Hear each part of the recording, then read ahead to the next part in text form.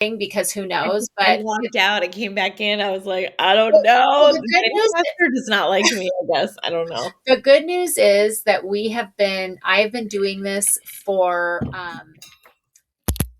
all day, and I've had no problems. So, Okay. so Well, I'm just gonna say we're gonna let's have a just hope we're great. not having any issues. Yeah. And I've recorded, I think, 2 or 3 podcasts this week and no issues. I So know. Well, thank you for coming back. I'm so excited to chat. I think you're awesome, and I oh, am really thank you. honored to have you on the Pretty show. awesome too. Yeah. Well, thank you. I'm excited to chat. Okay. We are talking all things. I'm just going to pause and then we're going to jump in. I've already introduced you. Um, Welcome to the show. I'm so honored to have you here. You and I tried to do this about a month ago and we had a major failure, and I invited you back and you were gracious enough to give me another hour of your time. So I'm so honored to have you. I think that you are such an accomplished physician. I love your background in neurology and this integrative medicine. I don't think I've had anybody ever on the show who has this expertise. So thank you for being here. Oh, it's my pleasure. And sometimes the technology is just not on your side and you have to pick yourself up by the bootstraps and Wi-Fi and microphone and try again. I know it is. And to think that we can even do this. I guess we should be thankful to technology that we can be thousands of miles apart and be connecting in this way. But as we've talked about before, I am starting this whole series and focusing this series really on loneliness and friendships and connection. And I think, the largest Harvard study to date looked at longevity. You and I both know this, that connection is more vital to our longevity than smoking a pack a day. Not that I'm encouraging Yeah. anyone listening to start smoking. That's not what I'm saying, or that to not stop smoking. But we know this. We know that social connection is really, really important. And yet, I think when we're in the middle of our life as women, especially when we're doing all the things, maybe we're in the sandwich generation where we're still raising some kids, or we have, kids in college, and we're parenting or helping taking care of our elderly aging parents. There's just seems like connection and friendship is like the first thing to go. Like it's extra. You don't really need it. When you have time, maybe you'll go to the girls' dinner, or maybe you'll call a friend. Can you talk from really a physician who studies health and well-being so much more than most of us do, why connection is so important?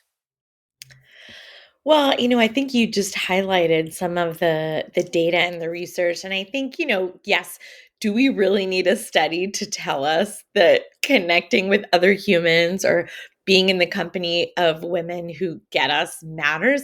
I mean, I guess we do, but we don't really. I mean, if we go back, way back, we're talking dawn of time, cave times, etc.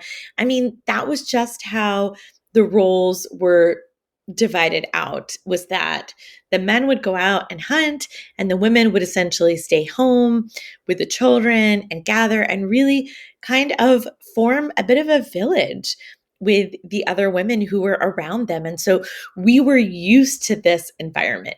We are used to being in the company of others. We have this tend and befriend tendency. It helps us activate all of our feel good hormones like oxytocin and dopamine and serotonin. And I mean, we all know this. I just the other day, I went out with a few of my physician coach friends that I had met at a recent conference. And I think you actually know some of them. And it was just, we all happened to live in the same town and we all happen to be available on the same day at the same time. What are the chances of that happening? I couldn't believe it. I was like, how did you organize this so effortlessly? And we all went to a local tea house and shared some incredible, beautiful tea. The the whole menu was kind of like, it was laid out almost like a wine tasting. And there was like a tea sommelier guy. And, we just all bonded and shared and laughed and talked and were able to connect in ways that we just can't do on our own, with our partners, with our kids, with our family members. It's just a different thing. Mm-hmm. And it is so important. And yes, you quoted some of the famous research that states that loneliness, it's not just a bad feeling or it's not just an emotion, that it has physical, medical toll on our bodies, on our nervous system, on our cardiovascular system, that it's equivalent to smoking. Some studies say half a pack, some studies say a pack of cigarettes a day. And so that's pretty significant. Yeah. And in the functional medicine world, we sort of look at the whole person. And when we're taking history and trying to get to the root cause of what's going on, we look at, of course, their sleep and what medications they take, etc. But we look at their diet and we look at their job, we look at their social circles, and we look at something called, vitamin J deficiency, or what are your vitamin J levels, right? Which is not a real vitamin. Vitamin J is for joy. Um, so it's just, we take it into account because we believe it is so important in overall physical and mental health, especially after what we all faced with the isolation of the pandemic. Yeah.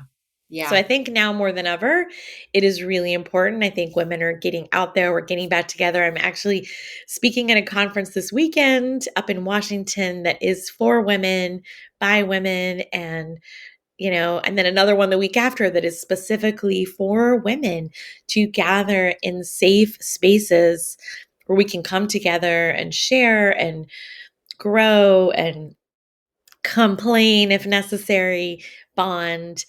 And I just really think there's really nothing else like that out there No. that gives us that sense of feeling heard, being seen, that connection, that regulation on a fundamental vagal nervous system level of it. We just don't get anywhere else. We really don't. And it's interesting because it was so I just finished leading a retreat this past weekend, and I we had a wonderful time, and we were by the ocean, so we really did that creative rest, and so many women had such aha moments and made a lot of decisions that they had been kind of kicking the can, and they just made really important decisions in their life this weekend. And on our way home, there were some travel delays, and everyone was connecting through a certain airport, and there were all these delays. And Ugh, so everyone was getting all of, 22 of us, everybody was a doctor except for a couple people. Everybody had to work Monday. We're all trying to get home. And everyone was so calm.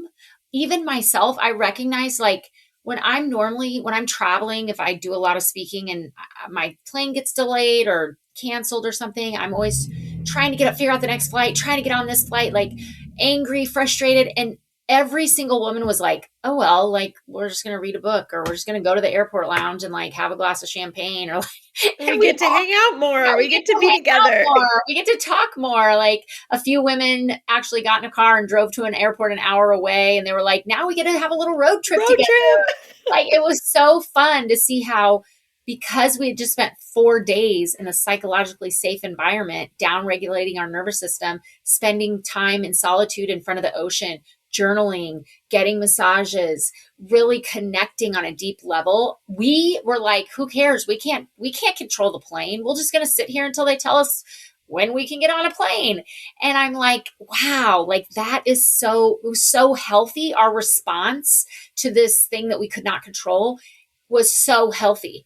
And I thought, this is why connection matters. This is why being seen and having someone else say, I see you, I hear you, that problem you're having, I've had that problem, this problem with this person, I've had a similar situation, and this is how I handled it, or just validating what we're going through is so important.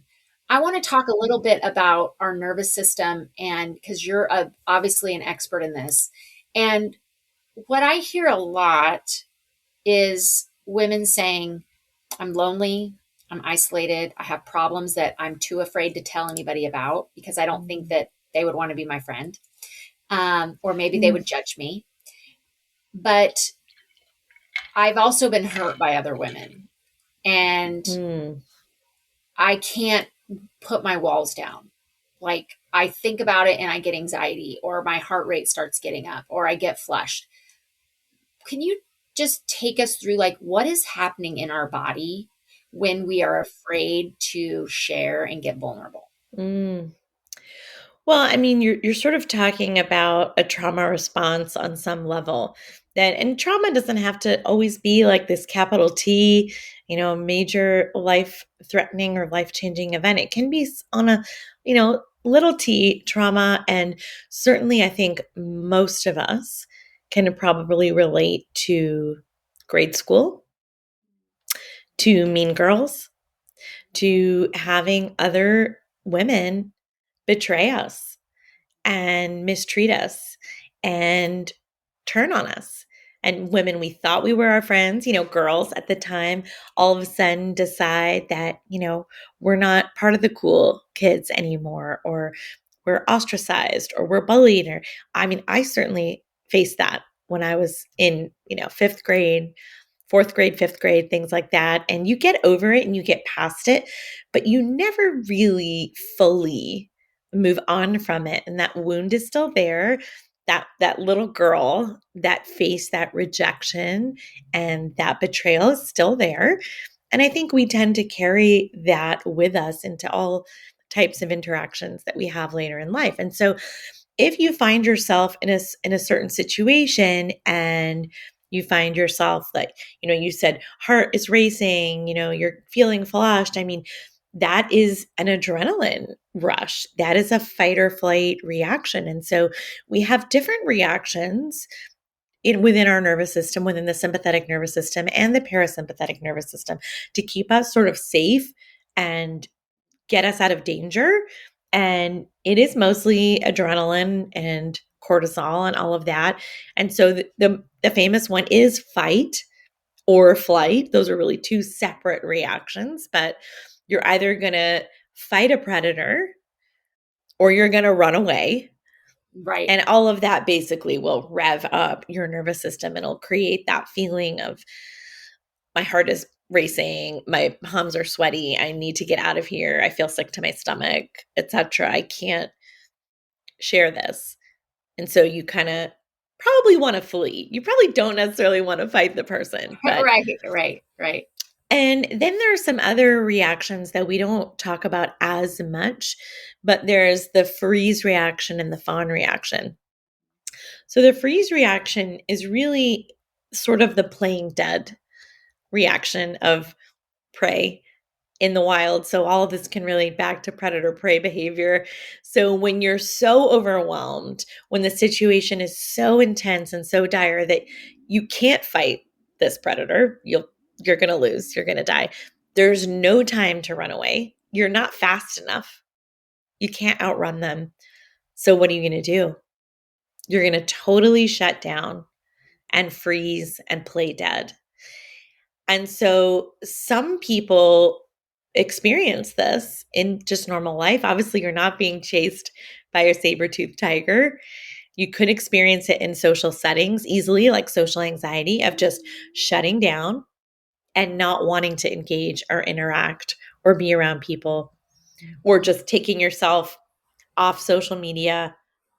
It's just that whereas the fight or flight is a very heightened nervous system response where everything is revving and going, the freeze response is really kind of everything is shutting down. Yeah. Yeah. But your cortisol is still sky high. Right. Yeah. Yeah. And And I yeah, think we have to remember that your body keeps score. I love that book. And that so, book was a lot. Yeah, it was really good. yeah, Yeah, the Dr. Bessel van der Kolk, the Body Keeps the Score. It's a really tremendous book talking about the experience of trauma and how our body does keep track of everything, even if our mind blocks it yeah. out, which Or we often think does we've gotten happen. over it. Yeah. We're like, Yeah. well, why am I feeling this now when We that might was not even remember. We might not even remember the event or the Yes. circumstances that triggered this in us, but your body remembers.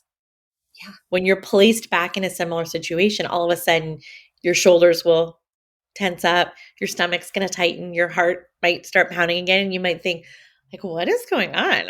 I don't get that. Like, what is this? And it's Right. your body remembering this same fear response, the same kind of triggered response that happened, might have happened 20, 30, 40 years ago Yeah. when you were in Yeah. the It's schoolyard. Yeah, it's really interesting because as someone who is on social media, has led groups on social media, etc. There's been a time where I have definitely had little traumas from social media, I and mean, social media is no joke. oh, I joke that it is the saber-toothed tiger, the digital saber-toothed oh, tiger that is that's so coming good. for all of us Oh my because gosh, your yes, body, your brain doesn't always differentiate between an actual threat, like a literal being chased by a tiger, and then these virtual yes, threats. Your body is yes, going to respond in the same yes, way. yes, and it's so interesting because like I have to really take a moment and pause, and I know like for me, I don't respond to negative stuff on the internet. You could not pay me money. You could Good for you you. It's could not pay me money, but it still affects me, right? oh, So absolutely. like I have this kind of trauma response when I see a comment or I see a post or I see something that um, is negative about me or about my business or about women in general or anything. And I get this very triggered response and I get tachycardic and I get blotchy and I get like my mouth gets dry and I have a hard time catching my breath. And I literally feel like I'm having like a little small panic attack. And Yep. I know that this requires me to like completely get grounded and like do all the grounding steps. Like I have like this whole prescription of what I have to do. And this Yeah. happened to me actually Wednesday when I was traveling because I'm getting ready to launch a new business and there was a news piece about it. Oh And my goodness. How somebody said, exciting. yeah, it was really exciting. But someone's like, have you seen? I got a text. I was standing in line at the airport and I get a text from a friend who says, have you seen all this stuff online about you? And I was like, what? I didn't even think that I wasn't connecting the dots. And I was like, no, what's going on online? And they're like, no, it's about the legacy, your new business, and you're getting like trashed on the internet. And I was like, so of course I'm standing in line to check my bag and I just like I'm getting ready to go to the retreat and I get totally distracted because now I'm in the trauma response. My heart rate Yep. is elevated, my mouth is dry, I feel warm, I'm getting chest, discomfort. And I know I'm starting to have a panic attack just receiving a text from a friend. And so I'm Because like, you're bracing yourself for yeah. what is And coming. yes. And my body was there. My body was like ready to fight. My body was in like total cortisol, like, even though I was so excited, I'm going to this retreat. So I had to tell myself, don't look. Your job right now, I had to literally say, you're standing in the airport. Your feet are holding you up. You're okay. You're safe. Nothing bad is happening to you. You're about to walk through and check your bag. You're next. The woman's waiting for you. Get your ID out. Mm. Give them. I had to like talk myself through, and then I was like, I'm going to get to my gate. I'm going to go get a cappuccino. I'm going to drink my cappuccino before I open this up because I Yeah. cannot. I'm so stressed that my response will be either tears, anger, calling my husband to vent, all this stuff. And then I'm like, and now I'm taking something that was, and this is really important. I want people to listen to this because this came from Cy Wakeman, who is an amazing coach and leadership and drama expert and researcher. Mm. She told me this once. She said, when I was in the midst of this with my other business, getting a lot of backlash for shutting down a Facebook group, she said, those words are to you. Those words are not for you. Mm. And so when I sat there, I drank my cappuccino, I grounded myself, I did all the things that I've learned through therapy, etc., and coaching, and all these wonderful women like yourself that teach us these practices. And I said, okay, I'm going to read words to me. I'm not reading words for me.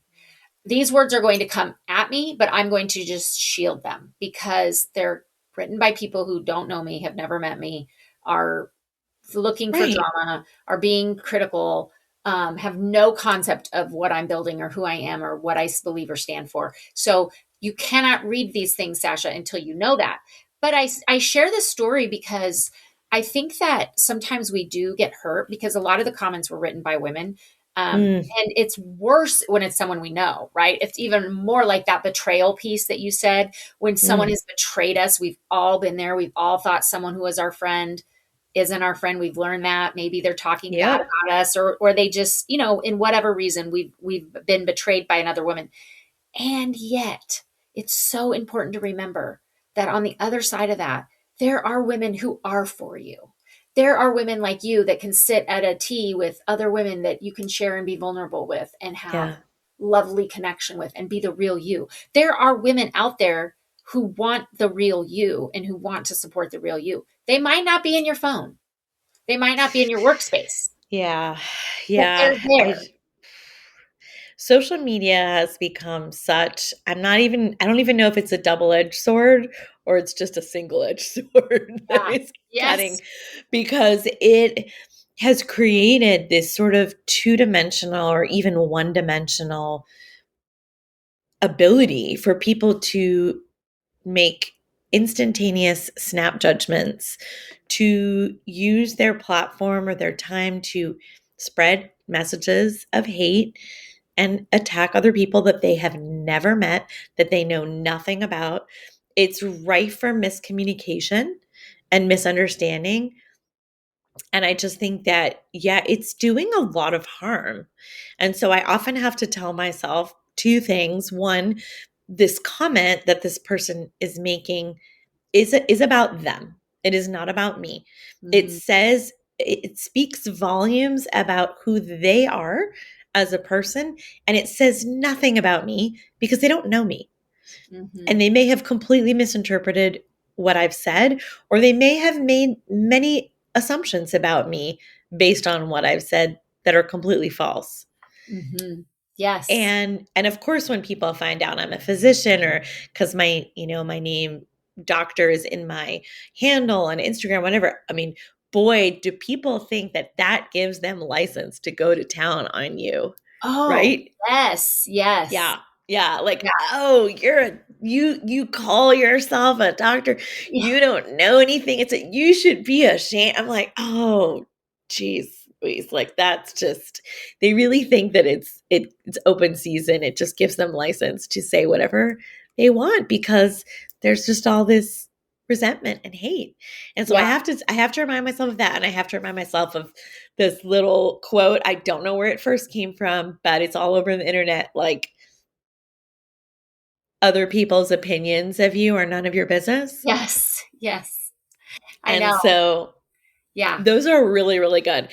And before I forget, I wanted to loop back to the final piece of the list that I was making earlier because we got on this beautiful sidetrack. But there's the fight response, the flight response, the freeze response. And there's another one that's not talked about that much, Yeah. the fawn response, Yeah. that many women become expert at. I Yes. know I certainly did. As a result of childhood trauma, I became the most likable, people pleasing person in the room. I was a yes girl. I have no needs girl. I'll do anything for you. I will not have any standards. You can use me as a doormat. It's all good. And that is a lesser known, lesser explored trauma response that people have. And certainly when it comes to relationships and friendships, and just this notion that you have to get people to like you. Yeah. Yeah. And not everybody's going to like you. Right. You are not going to be everybody's cup of tea because some people prefer coffee. Yes. And it has And nothing to do with you. no. And you know what's funny is it's not funny, but it's true. Maybe funny. I don't know. I before I learned this language, I go into fight mode. Like I sometimes flee and I sometimes freeze. It depends on what the trauma is or the stressor Yep. is. Yep. But 90% of the time I go to fight. Like that's just my personality. And I I Same am girl. I should have been a lawyer. That's what my mother always says. Why yeah, didn't you become a lawyer? Why did you become a doctor? I said, well, that's a good question. but I interestingly, for years, I my work clinically is in an operating room, and most of the time I'm with male surgeons. I'm a female anesthesiologist, and mostly it's not so much, it's not quite as bad, but for the majority of the women working in the OR, the nursing staff, the techs, the scrub technicians are women. Okay, and Yeah. those Well, my women, husband's a surgeon, so I know. yeah, I know all about it. Yeah. there is a power differential clearly, all right, in that room. And I go, if this male surgeon has throat starts creating stress, let's say that we're in the environment, there's stress, my stress response is fight. But the rest of the women, they're 90% of the time they go to fawn. Yeah.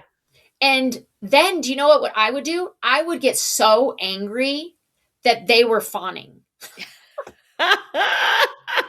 And this is I'm sure this is a great OR environment. I Yeah. know. I mean, I'm like, this is so, like, it took me a long time to recognize that I was getting angry at the nurses for fawning when that was just simply their coping mechanism and their stress response. And it's actually no worse or better than my stress response, which is fight, right? Like the surgeon's screaming, and I'm like, calm down, like you're being immature, whatever, like you're yelling at people. This is inappropriate. And then Yeah. the nurses are like, what can we do for you? They're fawning on all over him. And I'm like, Yeah. stop doing that. Like he is an adult. He should be treating us with respect. And then Yeah. but that wasn't really helpful. So I have had to Right. learn, like, oh, now I can see it through a totally different lens. And I'm like, oh, I know why she's doing that. She doesn't want to be fawning, but she's fawning because that's what gets us back on track or gets him calmed down. So it's a response that she has found may work in the past, and she's using it now. And don't be mad at her for fawning any more than she shouldn't be mad at you for fighting, right? Like, but just recognizing that people have different stress responses and that power differentials definitely have a difference, because maybe that nurse Oh, wants to yes. fight, but because of the power differential, she can't fight and I can fight because there's not the power differential. Mm. It's Yeah, complex, right? It's complex. that is such a good point. Yeah, a lot of it stems from roles, responsibilities, Mhm. Yes. power, what's habitual, what did we grow up around, Right. Right. and what has worked in the past, and what do we feel is going to get us out of this Yes. emergency as safely and quickly as possible. Yes. And that's sort of our go-to and our default mode. And Yeah. it's not always the best. And what I've had to learn over time, of course, is the B word, boundaries. I know you're like, what is she gonna say? It's not a 4-letter word. No, it's like that. I think that when you are able to recognize when you're getting triggered, when you're on your way to one of these reactions, to fight mode, to flight mode, to freeze mode, to fawn mode, just check yourself and say, Pause. oh, what am I doing here and why am I doing it? If we can pause, if we can slow things down even by a quarter of a second, that's, I think Daniel Goleman talks about that in his book in Emotional Intelligence, about that quarter of a Yeah. second, which is an eternity, but it is so fast that things escalate. But we do have the ability to stop and pause and turn things around and Yes. not be a victim to our past traumas and triggers, and Yes. not fall into these old patterns, whether it's in a work environment or whether it's in a relationship or a friendship that Yeah. might have a certain dynamic that has always played out. And I had to have a real sort of like a come to Jesus conversation with a very, very, very close friend of mine that I've been friends with for decades. And those are oftentimes the friendships where it's the hardest Oh, I agree. to speak up or speak out or make a change. And I did. And I just said, this behavior that I've observed, it is hurting me. And I don't think you mean to.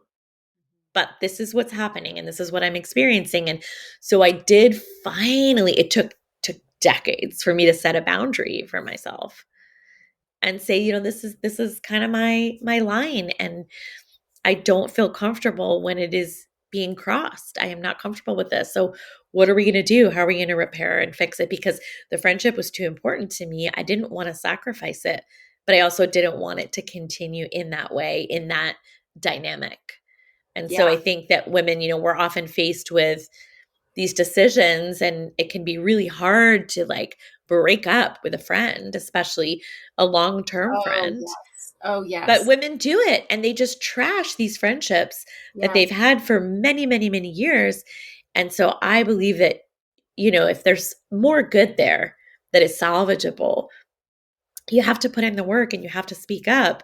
And that made me really uncomfortable. Yes.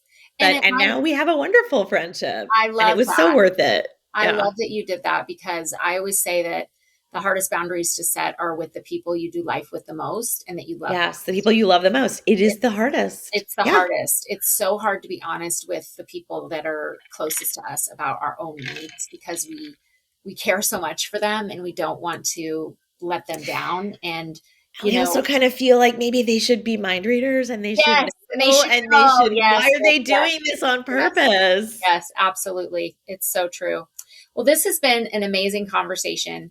Tell our listeners where they can find you. You are a coach. You help a lot of women out of burnout. You have lots of Yes, free resources and great resources. Tell us all the things. absolutely. Yeah. So where I hang out the most these days is Instagram. So you can always find me there. It's at Dr. Zarya Rubin, all one word, DR, and then my name.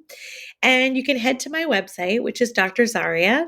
And there you can learn more about me, what I do, what I offer. You can get your free download, which is a guide. It's a burnout kit, the Outsmart Burnout Toolkit.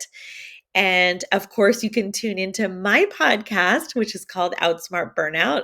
And I would love to have you on the show one of these days if you have time in your busy schedule. It sounds like you've got a lot going on, which I'm so excited about. And yeah, and I'm always available for speaking engagements, and keep an eye out for a private women's community that I am going to be launching soon. That is for women in midlife with burnout, because we didn't even get to Yeah, we didn't even get the we're perfect have storm to that do is this. perimenopause and midlife Yes. and burnout, and how all of those chronic stressors intersect. So in this community, which is it's got a really cute name that I'm excited to launch. It's going to be called SOS, which is step out of survival mode. And so that is going to Awesome. be the community that is going to be about coming together in a safe space, sharing, healing, that vulnerability when we recognize that there's other women who are going through what we're going through.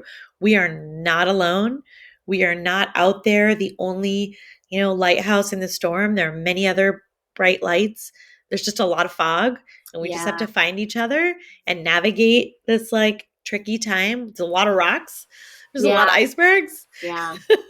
Yes. Yes. And finding each other and finding community is just the most It's important thing. so important. It's so Yeah. important. So Well, thank you for coming on the show it was such a pleasure. and all of the things that you do for so many women. I see it, and I am just thankful for you and the safe places that you create for others.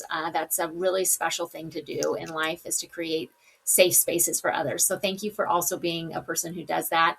And if you were listening, I Thank hope that you. we gave you some things to think about, and we gave you permission to really find that vitamin J, find that joy by learning how to connect with others, and maybe learning about your own stress response. And perhaps that stress response has been holding you back from having relationships with others and having friendships and that true connection. So thanks again for coming on the show.